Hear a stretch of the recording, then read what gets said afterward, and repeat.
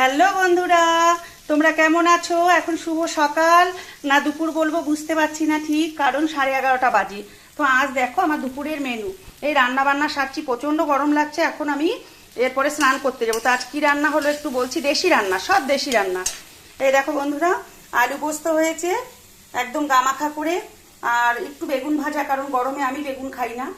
তো এটা আর হয়েছে পেঁয়াজ দিয়ে মুসুরির ডাল, এই যে পেঁয়াজ দিয়ে মুসুরির ডাল, আর হয়েছে সজনে ডাঁটা আলু কুমড়ো দিয়ে তরকারি, আর হয়েছে নিম পাতা বেগুন আলু ভাজা।